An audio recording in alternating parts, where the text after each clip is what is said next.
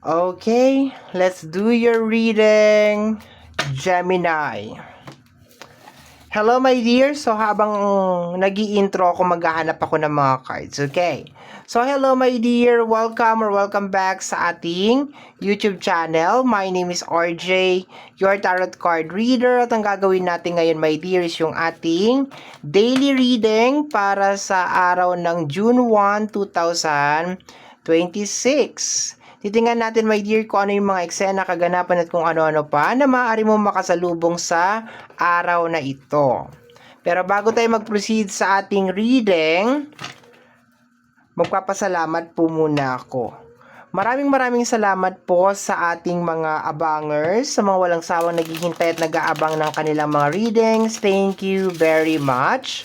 Gusto ko rin po magpasalamat dun sa mga napadaan at napasilip lamang po sa ating channel. Maraming salamat po. And of course, sa ating mga bagong subscribers, welcome po sa ating channel.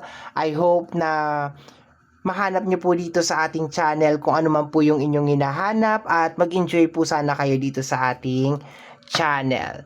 So kagaya po ng lagi ko nga sinasabi, ang tanging hiling at dasal ko lamang po sa ating buong may kapal na ang mga readings na ginagawa ko ay nakakatulong po sa ating lahat. Okay, let's go na tayo my dear. Kung meron kayo marinig na kahit anong ingay sa background, kagaya ng pusa, mga motor at kung ano-ano pa, please kindly ignore it. Hindi po talaga ako magsasara kasi sobrang init. Naku.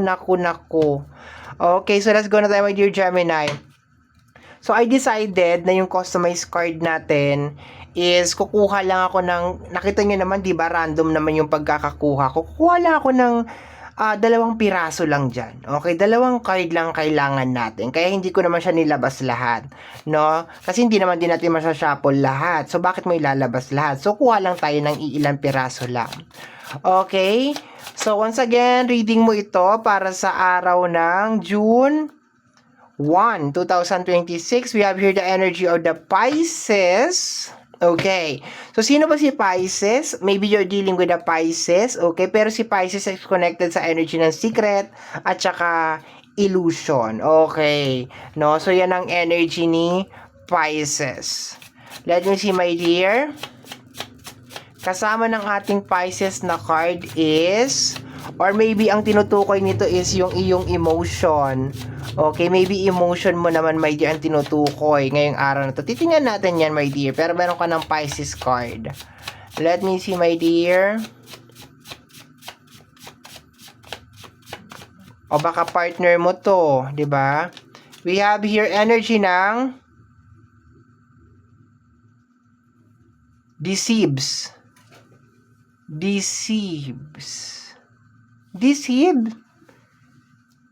Panloloko? Okay, so meron ng loko sa'yo. Or meron ng loloko sa'yo.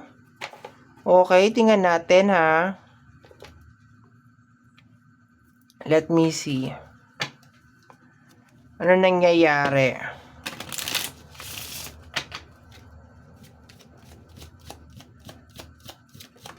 We have here, I have karmic debt that I need to pay before I can come back to you.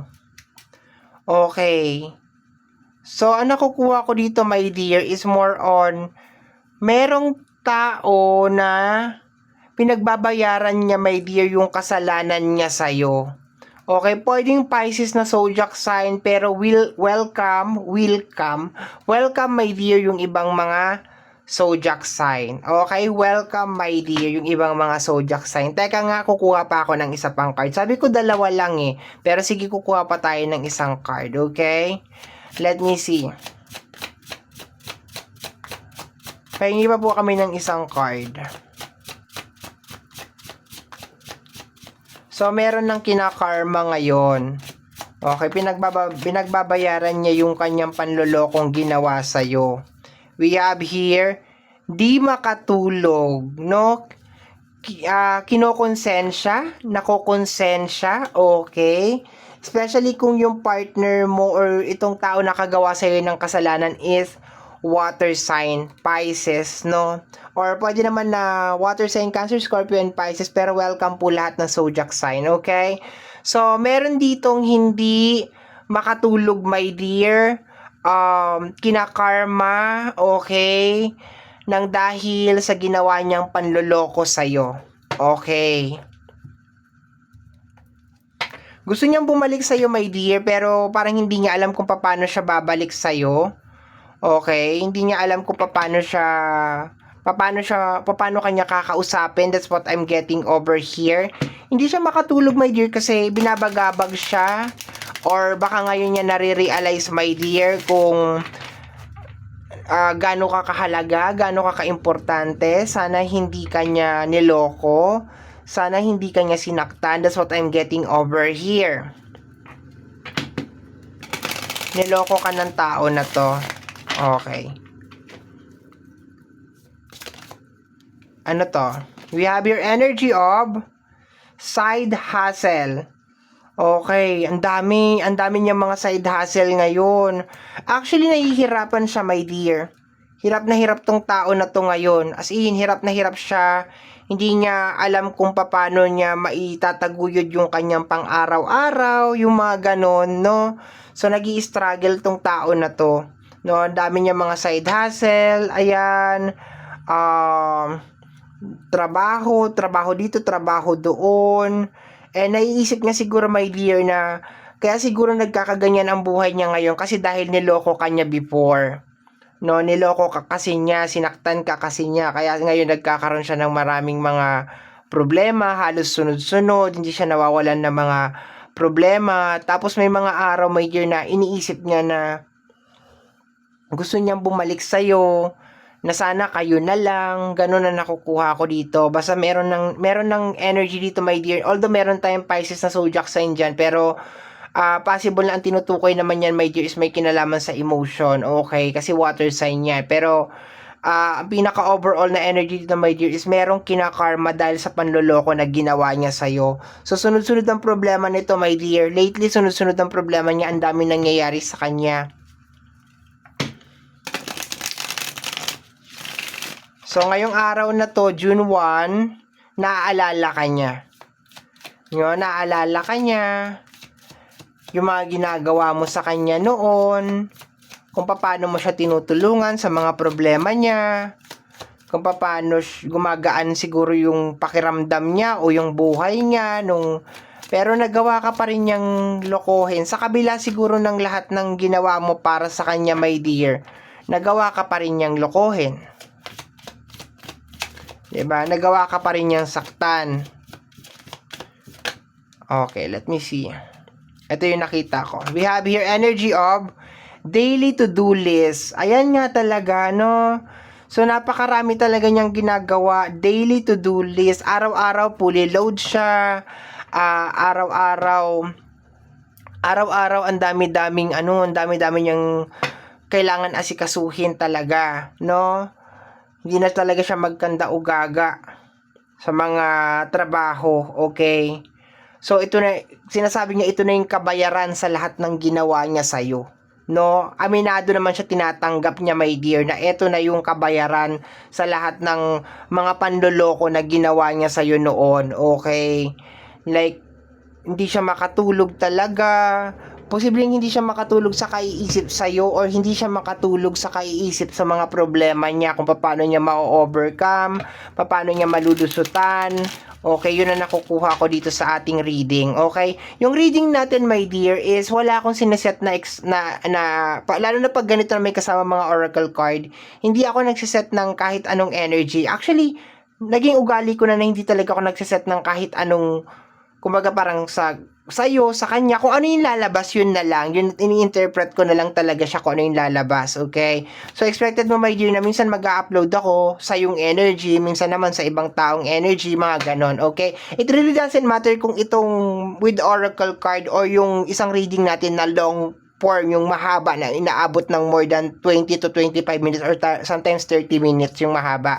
No? So, pinagkapalit-palit ko lang yan, dalawang yan. Okay, let me see, my dear. We have here the energy of the King of Wands, okay? Possible na may energy siya ng Aries, Leo, and Sagittarius, okay? Ang nakukuha ko dito, mataas ang pangarap sa buhay, ambisyosa or ambisyoso, lalaki, babae, welcome dito, bakla, tomboy, welcome din sa energy natin, okay? Lahat ng gender, welcome po dito. Mataas ang pangarap sa buhay, okay? Yun ang nakukuha ko dito. Meron siyang King of Wands sa energy. Once again, energy to ng Aries, Leo, and Sagittarius. Pwede. Pero ang lakas ng energy ng Leo. Okay, we have here the energy of the Three of Cups. Okay. Possible na third party ang pinag-awayan. Okay. Possible na third party ang pinag-awayan. Ayan. Okay. O kaya yung maluho niya na lifestyle, parang ganon, okay? So, although nagmo-move forward tong tao na to, like, nakikita mo siguro or parang wala ka na sigurong balita sa tao na to, like, akala mo naka-move on na siya or akala mo okay na siya, pero hindi pa talaga siya okay, my dear. Meron pa rin talagang mga araw, my dear, na naaalala ka talaga niya and gusto niyang bumalik sa'yo. I can't come back to you to be paid. I can't come back to you. Okay, yun na nakukuha ko dito. Parang gusto niya talagang bumalik sa'yo, my dear. Pero, yun nga, siguro ngayon niya nare-realize talaga na dapat pinahalagahan ka niya noon. Okay? Kala mo siguro okay na siya, kala mo siguro masaya na siya, pero hindi siya masaya. Ang dami-dami niyang problema ngayon, my dear. Okay, at iniisip niya, karma niya yon, di ba? The Five of Pentacles, usaping pera to, my dear, kahirapan. So, ayan, kinakarma na siya. Okay, I can feel over here na kinakarma na talaga siya. Nagkakaroon siya ng mga problema na may kinalaman sa usapin ng pinansyal. Ang dami niyang trabaho na ginagawa, dalawa-dalawa, tatlo-tatlo, okay. Tapos, hindi pa siya nakakatulog ng maayos. Hindi siya nakakapagpahinga, no? Kasi baka nga hanggang gabi nagtatrabaho siya. Tapos, yun nga, minsan iniisip ka talaga niya, no? Iniisip ka talaga niya most of the time bago matulog, no? Kasi si Pisces is connected din yan sa energy ng moon, no? So, gabi, di ba? Bago matulog, di ba? Bago matulog, no? Pagod tong tao na to. Ang corresponding na tarot card, my dear, ng Pisces is the Moon card, no? So, kaya siguro lumabas yan, my dear, is because dahil paggabi matutulog na siya, ayan, di siya makatulog. Ngayon ko lang na i-connect kasi meron tayo ditong hindi makatulog. Okay. So, ngayon ko lang siya na-connect. What is this? The energy of the Four of Pentacles, okay? Hindi pa rin siya okay. Hindi pa rin talaga siya okay, my dear. As in, hindi pa rin siya okay. Yung ginawa niyang pag-cheat or ginawa niyang pagsisinungaling sa'yo, my dear, dala-dala niya pa rin talaga hanggang ngayon. Okay? Laking pagsisisi nitong tao na to. No, laking sisi ng natong tao na to, my dear, na ginawa niya sa'yo yun. Ngayon niya na nakikita yung value mo, yung halaga mo. And gustong-gusto niyang bumalik sa'yo. Pero, hindi niya alam kasi kung paano babalik. Baka okay ka na rin, baka in a relationship ka na rin, masaya ka na rin sa buhay mo ngayon, di ba? And akala mo okay na rin siya, masaya na rin siya dun sa pinili niya o sa partner niya, pero hindi siya masaya. We have here the energy of the Justice card. Yes, karma, di ba? Justice card, my dear, no, pakiramdam niya itong mga nangyayari sa kanya, my dear, is dahil sa mga ginawa niya sa'yo. No, nagbabayad na siya. Kaya sinasabi niya dito, I have a karmic debts that I need to be paid before I can come back to you. Parang ganon, no? Pero in the near future, hahanapin ka nitong tao na to, my dear. Nakukuha ko, parang gusto kanyang hanapin, or umaasa siya, my dear, na baka magkukrus pa yung landas ninyo, magkikita kayo somewhere, and hoping na sana during that time, single ka pa rin, ganon. Minamanifest ka nitong tao na to, my dear. Baka sa'yo lang siya talaga nakahanap ng pagmamahal talaga, na todong pagmamahal.